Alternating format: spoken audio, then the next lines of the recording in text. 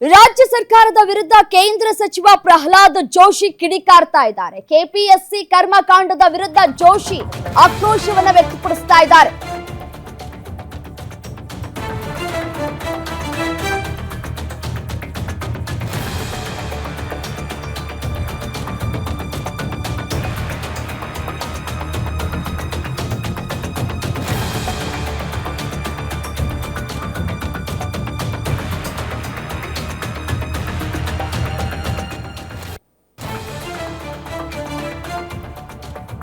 KPSC ದೇಶಕ್ಕೆ ಕೆಟ್ಟ ಸಂದೇಶವನ್ನ ನೀಡ್ತಾ ಇದೆ. ಸಾಲು ಸಾಲು ತಪ್ಪನ್ನ ಮಾಡಿ ಅಭ್ಯರ್ಥಿಗಳ ಜೀವನದ ಜೊತೆ ಚೆಲ್ಲಾಟವನ್ನ ಆಡ್ತಾ ಇದ್ದಾರೆ.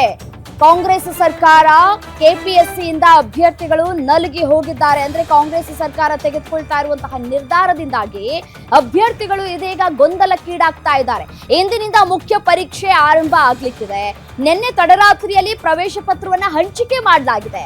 ಸರ್ವಪಕ್ಷ ಸಭೆ ಅಂತ ಸುಳ್ಳು ಹೇಳಿ ದಾರಿಯನ್ನ ತಪ್ಪಿಸಲಾಗ್ತಾ ಇದೆ. ಸಿಎಂ ಸಿದ್ದರಾಮಯ್ಯ ದುರಾಡಳಿತದ ಸರ್ಕಾರದಿಂದ ರಾಜ್ಯದ ಜನ ಬೇಸತ್ತು ಹೋಗಿದ್ದಾರೆ. ರಾಜೀನಾಮೆ ಕೊಟ್ಟು ಪಾಪ ತೊಳೆದುಕೊಳ್ಳಿ ಅಂತ ಹೇಳಿ ಜೋಶಿ ಕಿಡಿಕಾರ್ತಾ ಇದ್ದಾರೆ. ಇವತ್ತಿನಿಂದ ಮುಖ್ಯ ಪರೀಕ್ಷೆ ಆರಂಭ ಆಗ್ತಾ ಇದೆ ಕೆಪಿಎಸ್ಸಿದು. ಬಟ್ ಆದ್ರೆ ನಿನ್ನೆ ಮಧ್ಯರಾತ್ರಿಯವರೆಗೂ ಕೂಡ ಅಭ್ಯರ್ಥಿಗಳು ಆಲ್ ಟಿಕೆಟ್ ಅನ್ನ ಕಲೆಕ್ಟ್ ಮಾಡ್ಕೊಂಡಿದ್ದಾರೆ. ಮಳೆ ಚಳಿ ಗಾಳಿ ಅನ್ನೋದನ್ನೇ ಮರೆತು ಪಾಪ ಅಭ್ಯರ್ಥಿಗಳು ಹಾಲ್ ಟಿಕೆಟ್ ಅನ್ನ ಕಲೆಕ್ಟ್ ಮಾಡ್ಕೊಂಡಿದ್ದಾರೆ.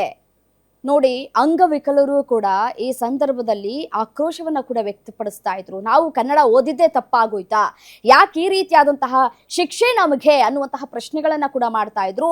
ಈಗಾಗಲೇ ಎರಡೆರಡು ಬಾರಿ ಒಂದು ಪರೀಕ್ಷೆಯನ್ನ ಮುಂದೂಡಿಕೆ ಮಾಡಲಾಗಿದೆ. ಕೋರ್ಟ್ ನಿನ್ನೆ ಆದೇಶವನ್ನ ಕೂಡ ಹೊರಡಿಸಿತ್ತು. ಸೊ ಹಾಗಾಗಿ ಇವತ್ತು ಪರೀಕ್ಷೆ ಇದೆ.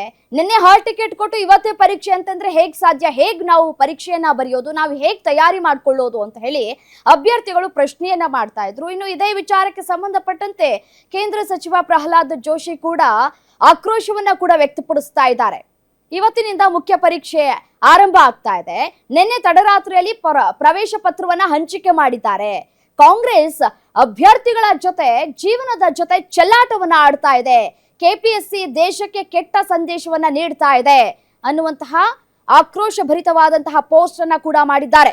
ಸಿದ್ದರಾಮಯ್ಯನವರೇ, ಕಳೆದ ಸದನದಲ್ಲಿ ಕೆಪಿಎಸ್ಸಿ ವಿಚಾರವಾಗಿ ಸರ್ವಪಕ್ಷ ಸಭೆಯನ್ನ ಕರೀತೇನೆ, ಎಲ್ಲರಿಂದ ಅಭಿಪ್ರಾಯವನ್ನ ಪಡೆದುಕೊಳ್ತೇನೆ, ಕನ್ನಡಿಗರಿಗೆ ಅನ್ಯಾಯ ಆಗೋದಕ್ಕೆ ನಾನು ಬಿಡೋದಿಲ್ಲ, ಹೀಗೆ ಸುಳ್ಳು ಹೇಳಿ ರಾತ್ರೋರಾತ್ರಿ ನೀವು ದುರಾಡಳಿತವನ್ನ ನಡೆಸ್ತಾ ಇದ್ದೀರಿ ಅಂತ ಹೇಳಿ ಆಕ್ರೋಶ ಭರಿತವಾದಂತಹ ಎಕ್ಸ್ ಖಾತೆಯಲ್ಲಿ ಬರೆದು ಪೋಸ್ಟ್ ಮಾಡಿದ್ದಾರೆ. ಲೋಕಸೇನಾ ಆಯೋಗ ಇಂದು ಇಡೀ ದೇಶಕ್ಕೆ ಒಂದು ಕೆಟ್ಟ ಸಂದೇಶವನ್ನ ರವಾನಿಸಿದೆ. ಒಂದು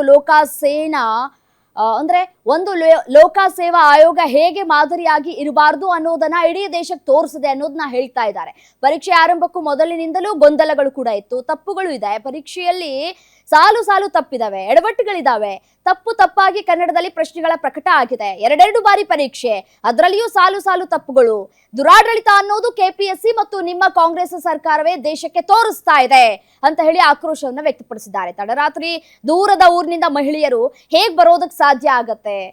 ಅಲ್ಲಿಂದ ಬಂದು ದೂರದ ಊರುಗಳಿಂದ ಬಂದು ಪರೀಕ್ಷೆಯನ್ನ ಹೇಗ್ ಬರೆಯೋದಕ್ಕೆ ಸಾಧ್ಯ ಆಗತ್ತೆ? ರಾತ್ರಿ ಇಡೀ ನಿದ್ದೆಗೆಟ್ಟು ಪರೀಕ್ಷೆಯನ್ನ ಬರೆಯೋದಕ್ಕೆ ಹೇಗ್ ಸಾಧ್ಯ ಆಗತ್ತೆ ಅಂತ ಹೇಳಿ ಪ್ರಶ್ನೆಯನ್ನ ಮಾಡ್ತಾ ಇದ್ದಾರೆ ಪ್ರಹ್ಲಾದ್ ಜೋಶಿ ಅವರು.